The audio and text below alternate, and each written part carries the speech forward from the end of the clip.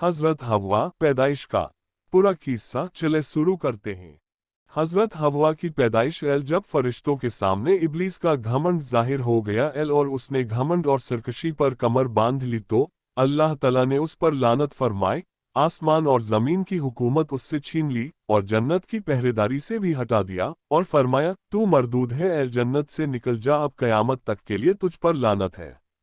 इसके बाद अल्लाह ने हजरत आदम को जन्नत में रहने का हुक्म फरमाया और इन पर ऊँग डाल दी, यानी उन पर नींद तारी हो गई।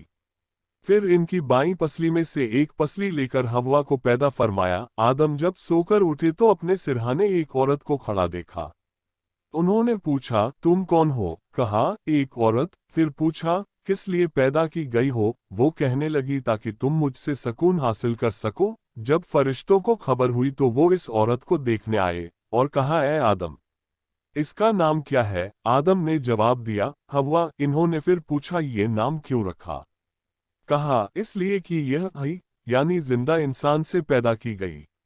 इसके बाद अल्लाह तला ने फरमाया, तुम और तुम्हारी बीवी जन्नत में रहो और जहां से चाहो खूब दिल खोल कर खाओ, लेकिन इस दरख्त के पास मत जाना कि हद से बढ़ने वालों में हो जाओगे। सूरह अल-बकरा आयत 34 से 35। अल्लाह तला ने हजरत आदम और हव्वा को जन्नत में ठिकाना अता फरमाया और हर तरह की आज़ादी अता फरमाए सिवाय एक दरख्त के पास जाने के। उन्होंने अल्लाह के हुक्म के मुताबिक उस दरख्त के पास जाने से खुद को रोके रखा। फिर इनके दिल में शैतान ने वसवसा डाला और आखिरकार दोनों से वो खता हो गई जिससे अल्लाह तला ने मना फरमाया था।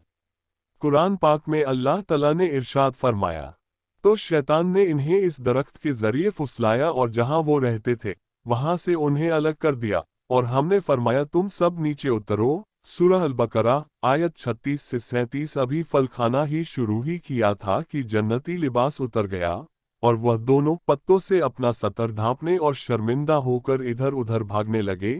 अल्लाह तला ने फरमाया, ए आदम, क्या मुझसे भागते हो? अर्ज किया, नहीं ए मेरे रब, बल्कि तुझसे हया करता हूँ। अल्लाह का अताब नाजिल हुआ कि ए आदम, क्या मैंने तुमसे उस दरख्त के पास जाने से मना नहीं किया था? क्या मैंने तुम्हें खबरदार नहीं किया था? शैतान तुम्हारा खुला दुश्मन है। हजरत आदम फौरन अपनी गलती का एहसास करते हुए सजदे में गिर गए और नदामत से अर्ज करने लगे, ए परवरदिगार, हमने अपनी जानों पर जुल्म किया और अगर आपने अपने फजल व करम से हमें माफ न फरमाया और हम पर रहम न फरमाया तो हम खसारा नुकसान उठाने वाले हो जाएंगे। सूरह अल-अराफ आयत 23। अल्लाह तला जो सबके दिलों के हाल जानता है, वह हजरत आदम के दिल की कैफियत को अच्छी तरह जानता था। उसने आपको माफ फरमा दिया, लेकिन अल्लाह को आइंदा के लिए दुनिया को आबाद करना था और नस्ले इंसानी को बढ़ाना था। इसलिए अल्लाह तला ने हजरत आदम और हव्वा को हुक्म दिया, तुम जमीन पर उतर जाओ और वहीं पर रहो और यह बात हमेशा याद रखो कि शैतान तुम्हारा खुला दुश्मन है।